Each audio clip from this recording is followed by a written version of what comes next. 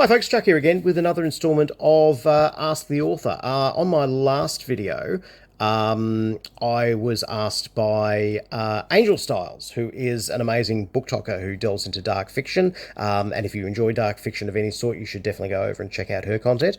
But she asked, who are your favourite authors and what was your first book that you wrote?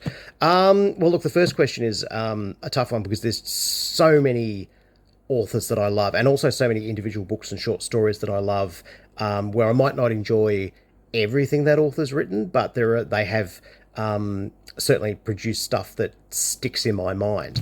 It's also a hard one because all of my books are in storage at the moment, and so I can't sort of, have a look over my bookshelves as a kind of an aid to memory. Also, like most of other people, my opinions change over time. New books come in, old books kind of age badly, and and you reassess over the period of your life, as to how good things are, how bad they are, what have you. However, I do have a core list of authors whose work I have always come back to, even though I might have read them when I was a kid, a teenager, you know, 20, 30, 40 years ago. And those are the ones I'll cite for you now. Stephen King was one of the first major authors I think I was reading when I was a young teen. Pet Sematary, my all-time favourite book of his, just absolutely hit me in the heart then and hits me in the heart even now.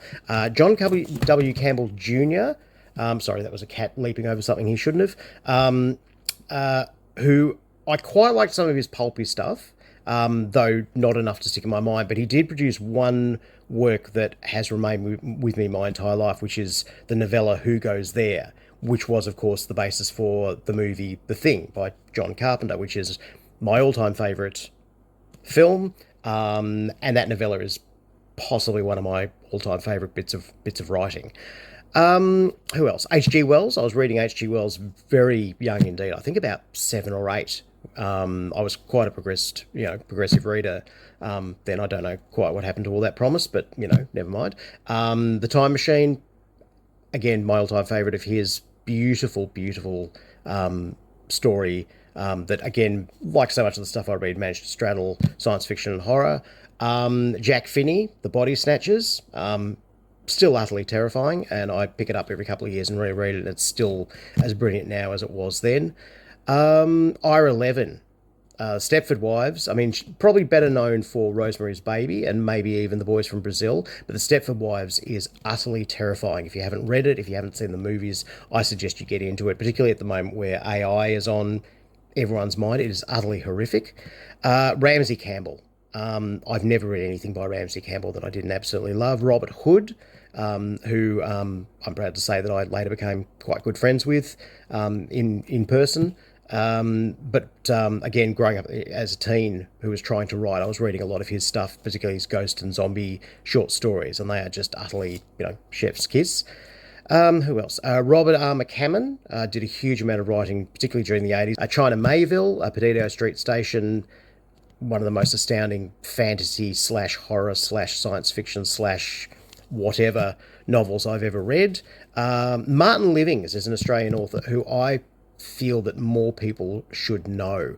He's been writing solidly for 30 odd years, and produces some amazing work, novels and short stories. And indeed, one of my all-time favourite books is a collection of his called Living with the Dead, which came out of, I think, about 15 years ago. Might not have been quite that long.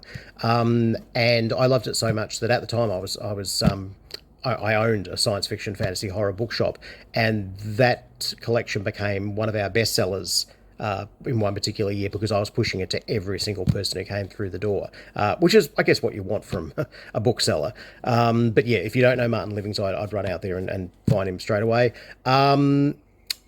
Other more modern writers, Greg Chapman, who writes some amazing horror stuff. Alan Baxter, Angela Slatter, who writes horror stuff that is so creepy that some of her stories I've literally wanted to go and have a shower afterwards. They're not violent, they're not gory, they're just utterly nasty and chilling.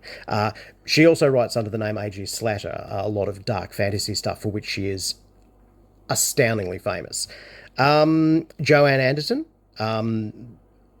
amazing writer, very, very creepy stories.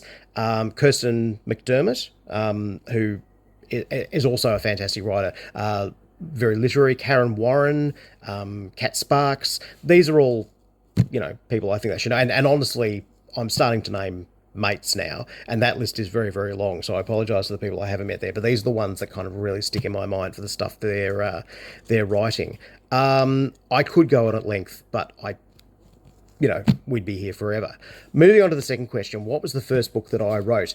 Oddly enough, wasn't horror, wasn't a stupid cat book, wasn't straight science fiction. It was a science fiction comedy called Worlds Apart. That was in 1999 that came out. It was my first bit of fiction published. Up to that, I'd had articles and plays done and things like that.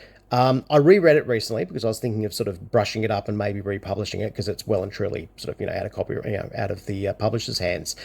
It hasn't aged well, in my opinion. I would not actually recommend anyone goes and tries to track down a copy. The production wasn't great. This is something I might get into in another video if anyone's even remotely interested in it. But I will say it was a science fiction comedy. Essentially, I was trying to do a sort of Australian Hitchhiker's Guide to the Galaxy, Red Dwarf, even though it's not really like either of those books or movies, TV shows, what have you. It got really good reviews at the time, but for me, again, it has aged really badly. The humor is very, very broad and in many cases very, very flat. Characterization is, and look, partly that's probably because I've, as most writers do, have grown as a writer, and so I can see all the issues with it, and partly just because it's of its time, maybe. 26, coming up to 27 years is a long time. So yeah, maybe that's something that I'll drag out again and polish up and rewrite bits of it and modernize it a little and try and republish. But yeah, for the moment, that's that one there. But again, please don't bother yourself looking for them. I did do a buyback of copies a few years ago, and the prices were ridiculous, particularly given the quality. So there's that. If anyone has got questions for me, either regarding anything I've talked about here or anything you just want to know in general, please, DM me, ask a question here, and I'll do my best to do a video about it and answer.